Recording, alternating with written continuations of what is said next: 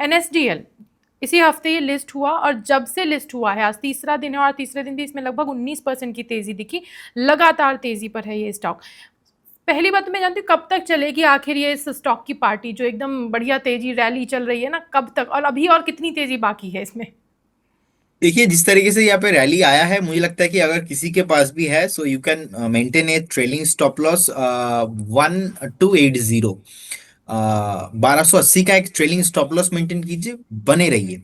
और जिस तरीके का रैली यहाँ पे चल रहा है, लग तो रहा है कि और 8 to 10% इजीली पॉसिबल है। लेकिन ऐसे स्टॉक फिर भी मैं वही कहूंगा, शॉर्ट टाइम फ्रेम में नहीं रखना चाहिए। लॉन्ग टाइम के लिए एटलीस्ट 1 से 1.5 साल के लिए आपको आपके पास होना चाहिए।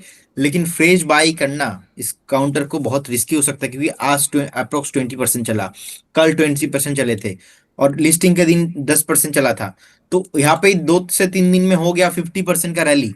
और आप और एक चीज देखेंगे, क्योंकि चार्ट ज्यादा नहीं है, तो इसमें ज्यादा हम्म। कमेंट हम नहीं कर पाएंगे, तो इसीलिए स्ट्रिक्टली स्टॉप लॉस इसलिए मेंटेन करके जाना है, क्योंकि ऑलरेडी 3 दिन में 50% भाग चुका है stock. By chance profit book आता है तो जोर से नीचे भी पॉसिबल है कि आ जाए एक बार। तो 1280 का स्टॉप लॉस, और बने रहिए इस काउंटर पे। और अगर आपको बाई करना है, सो मेक श्योर ये 2 4 दिन 5 दिन वाला जो है ट्रेड का कोई अपॉर्चुनिटी यहाँ पे मैं नहीं देख पा रहा हूँ। मुझे लगता है कि प्रॉपर इन्वेस्टमेंट करना है 1 से 1.5 साल का व्यू से। NSDL में भी हालांकि अभी तेजी चल रही है, और अभी प्रदीप जी को ऐसा लग रहा है कि अभी थोड़ा और स्टॉक चलेगा। लेकिन अगर आपके पास है तो आप होल्ड करके रख सकते हैं, लेकिन इन्वेस्टमेंट पर्पस का स्टॉक है, ट्रेडिंग का नहीं। अभी उसमें कोई भी अपॉर्चुनिटी नहीं दिख रही है राइट नाउ, इस समय जो कंडीशन दिख रही है। 1280 का stop loss, trail stop loss लगा करके आपको मार्केट में चलना है। LIC का शेयर जो है, इसमें नेट प्रॉफिट, इन्होंने भी अपना रिजल्ट दिया, तो उसके बाद शेयर में थोड़ी सी तेज़ी दिखी। 5% की बढ़ोतरी हुई है इनके प्रॉफिट में, और रिजल्ट आने के बाद से ही ये शेयर जो है मार्केट मोमेंट में लग रहा है। क्या लगता है, मतलब आजकल तो रिजल्ट का सीजन है, और ज़्यादातर जब हम स्टॉक डिस्कस कर रहे होते हैं तो कहीं ना कहीं रिजल्ट उसकी वजह होती है, या तो तेज़ी आ रही होती है या तो गिरावट हो रही थी। क्या लगता है आपको, इन्वेस्टर्स जब एज एन इन्वेस्टर मार्केट में जब आप होते हो, तो रिजल्ट के बाद में किस तरह के एक्शंस लेने चाहिए, किस तरह रिएक्ट करना चाहिए, रिजल्ट को कैसे लेना चाहिए? देखिए, रिजल्ट तो मुझे लगता है कि ठीक ठाक ही है।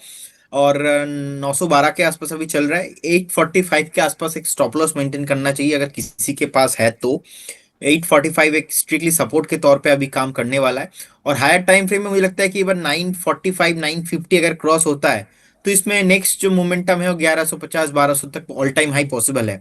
लेकिन एक बार 945 950 के ऊपर क्रॉसिंग होना बहुत इंपॉर्टेंट रहेगा। और 5,78,000 करोड़ के आसपास तो मार्केट कैप है, प्रॉफिटेबल कंपनी है, ऑलमोस्ट 49,000 करोड़ के आसपास अप्रोक्स प्रॉफिटेबल कंपनी है। तो आपका व्यू यहाँ पे भी लॉन्ग टर्म होना चाहिए, शॉर्ट टर्म नहीं। और रिसेंटली जो ऑलमोस्ट 820 825 से एक बाउंस बैक आया था, उसके बाद एक सपोर्ट बेस बना है, बहुत ही स्ट्रांग बेस बिल्ड हुआ है। सो इसीलिए मैंने बताया आपको कि 845 का एक स्टॉप लॉस अभी के लिए होना चाहिए। अब बने रहिए इस काउंटर पे।